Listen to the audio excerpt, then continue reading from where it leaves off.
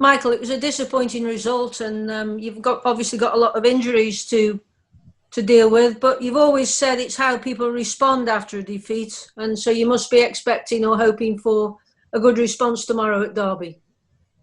Yeah, I think so. We were disappointed with the result the other night, but we when we look back at the game, unfortunately, it hinged on key moments in the game. We had opportunities. We didn't take the opportunity to go 2-0 ahead, which would, I think, would have put the game to bed. And ultimately, we lost the game off two set pieces. And I think, again, losing the players we did through the night, we just kind of run out of, I think, gas a little bit in the last 10, 15 minutes and couldn't find, at times, maybe that energy to get back into the game. And I think that's natural, given obviously the schedule that we are having to deal with at this minute in time. And I think on the night, Cardiff's physicality was just the deciding factor in the second half of the game. So, but we'll get a good reaction tomorrow. The boys have been in good spirits. As I said, when we've lost a game before, we put it behind us, and hopefully that'll be the intention in terms of our performance tomorrow. You've talked about the schedule and how difficult it is. There's 6 games before the halfway point of the season. It sounds like they're all going to be in the next week, the way we talk about the injuries. But your main objective must surely be to stay in touch at this moment in time, given the injuries that the squad have. Yeah, I think it is. We've said that all along, that the most important thing is to stay in the mix, so to speak, to be in a position, come the second half of the season, that we can push for a top 6 position. Certainly the injuries we've incurred haven't helped, but equally that's testament to the players that have come in and the younger players that have come in. We had a very young team finished the game against Middlesbrough, and again we had a number of young players on the pitch again against Cardiff. So yeah, but I have belief that the squad can still continue to win games, and hopefully, as I say, game by game, we'll start to see the squad strengthen a little bit with players returning from injury, and players who maybe haven't played obviously stepping up as well. As you just mentioned, the dreaded term injury. How are we on the injury front? Well, we'll have suitors available tomorrow. Obviously, not really an injury situation because it was a COVID situation, so. He'll come back in to contention. He's played or trained the last 2 days. Stephen Fletcher will be available. Jordan Thompson will be available. And there was concern about Jacob Brown because obviously his shoulder gave him concern in the game on Tuesday, but he's okay. He's trained today. But it'll still be too soon for John Obi Mikel. And obviously Tyrese's knee, it's the injury that he's picked up is going to rule him out of tomorrow. How about Lee Gregory? How's he doing? Lee will be a few weeks still. Again, groin injury, quite contact injury and trauma injury. So yeah, he's not in our immediate thoughts at this minute in time. And you look at how players like Fox and Brown have settled in, and how Collins is playing at right back. You must be really happy with the way the players you've bought and the younger players you brought in are gelling in the Stoke squad.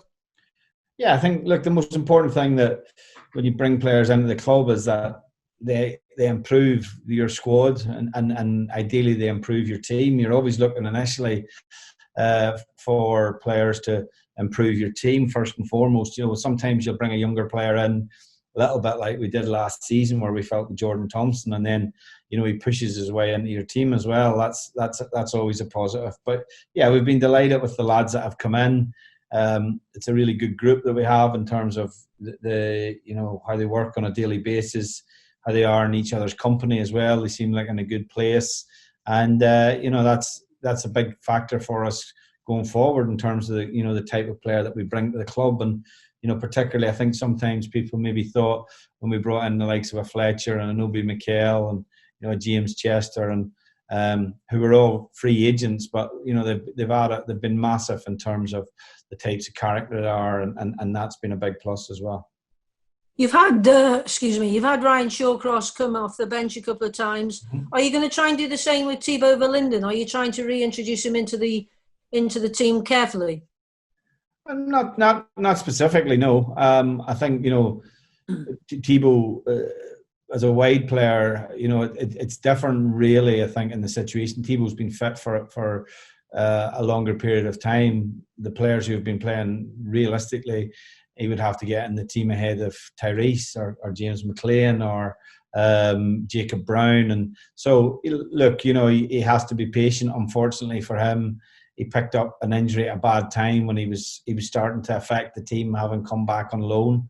And he's got to now push forward and try and make an impression and get back and get back to where he was pre-injury. But there's always a danger with that, because I think as a squad we're stronger than we were at that point last season as well. But he's encouraging. I think he's trained quite well. He has to do a little bit more, I think, still, and possibly the 23s games that we watch and try and look at as well. But like any young player, he needs to play, and particularly after a long-term injury, it'd be good to see him, get back and push his way back in. Game. Given that when all the injuries are cleared up, you'll probably have 2 players for every position, or that's what you'd like to have, but you're looking like you're getting that way now. Yeah, look, we want competition for places, and we want versatility, and that's the most important thing within the squad. It's not so much, and it's about having the squad at the right age profile as well, and hungry players is key, I think, to be successful in this league. I think also pace is key to be successful in this league. So, look, the squad will evolve. It will continue to evolve in January, and as I say, the most important thing is when you get the opportunity to improve the squad, hopefully you're able to do it. Lastly from me, it's very difficult, as you've said before, that with all the matches so close, you'd sort of play, recover and get ready for the next match. But every manager wants to try and get that 0.1% extra out the player. Are you finding that frustrating, given that you can't really do much? Yeah, it is. It's a little bit frustrating, but I think, given where we, haven't been in the club for a longer period of time now, and we were able to bet our players in early in pre-season as well, has helped in terms of what people expect for us. If we have to do something which is tactical in terms of the shape of the team, we'll not do something that we haven't done before. We've played with a back 3, we've played with a back 4, we've toyed about with different things, and sometimes that's been driven by the personnel that have been available, not just because of the nature of the game and the opposition. So yeah, it is difficult. Like, if you look at our week this week, for example, we recovered on Wednesday. The players who didn't play played a 45-minute game, which we were able to introduce Joe Allen for, and that was the main purpose of that. It was good for those players, the Ryan Shaw crosses as well, that still need minutes. We played an in-house game. The players were off yesterday, and then we have a short game, match day -1 session today, which is not a lot of time, but it's about being consistent, as I say, with what we do. And, as I say, we'll put a team on the pitch which is ready to play tomorrow. Thank you. Good luck. Thank you. Thanks, Ange. George now, please. Thanks for joining us, Michael. First of all, just continuing that vein, I suppose it's difficult really to assess everything around you and put into practice what you like when you're facing opposition, particularly this coming weekend when you've got a new situation at Derby where they've got a new manager and he's trying to implode his situation and put his situation forward as to the way he wants to work. Is it difficult that way when you don't have the training sessions that you normally would have? Yeah, it is. I think that for me, the real focus has to be on yourselves, particularly in the current, schedule. We do obviously take into consideration the opposition, how they play, how what are the key players and where they've been successful or where they have weaknesses or we perceive they have weaknesses. But the main focus has to be on ourselves. So this season in particular, we focused a lot on ourselves and our level of performance, because ultimately, I'm not sure in the Championship that the games are overly tactical at times. You look at the game against Cardiff, the game was as we expect it to be. It was always going to be a physical game. They're a big, strong, powerful team, and we had to deal with that. And so I think the most important thing is to make sure your own house is in order, but also be mindful of what the opposition may or may not do. already touched on the fact Wayne Rooney's a rookie manager coming into it. He wants to move in that direction. He made it clear. But he's also, or the club have introduced Steve McLaren, who's got a wealth of experience, and he could help Wayne in that situation in setting up things. The fact that he's only had a 2 or 3 game schedule in his management career so far. Yeah, I mean, of course, Steve McLaren's vastly experienced, and obviously has, you know, there's a working relationship there from the past from Manchester United. So, but as I touched on earlier, you know, we're not overly bogged down with that situation. We're looking at where we can be strong tomorrow. We think Derby are a good side. We think that it's typical a little bit of the Championship. Sometimes a team that has different aspirations. We were like that ourselves. You know, finds himself at the wrong end of the table. But yeah, I mean, they'll have the same difficulties that we've had. You know, they played at Brentford on Wednesday night. They have very little recovery time and preparation time. So, you know, I would imagine they're like us, as their focus is on themselves and their level of performance, you know, consistently, because that's ultimately what either, you know, sustains your league position or moves you out of trouble, as obviously Derby would be hopeful of doing. I suppose really it's what you've always alluded to, Michael, that the Championship is very much like that. It's up and down consistently, apart from maybe a couple of years ago when teams like Leeds and West Bromwich Albion were in there, and maybe there was just that slight diversion. Yeah, I think so.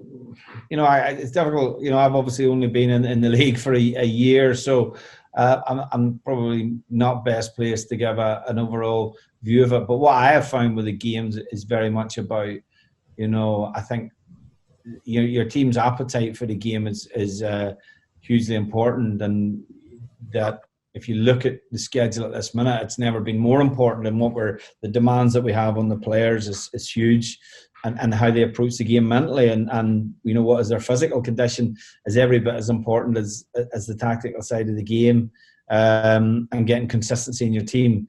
I think the way, if you can get consistency in your team and you can get consistency in your level of performance, it should translate into consistency in results, and that's what we tried to do when we come in.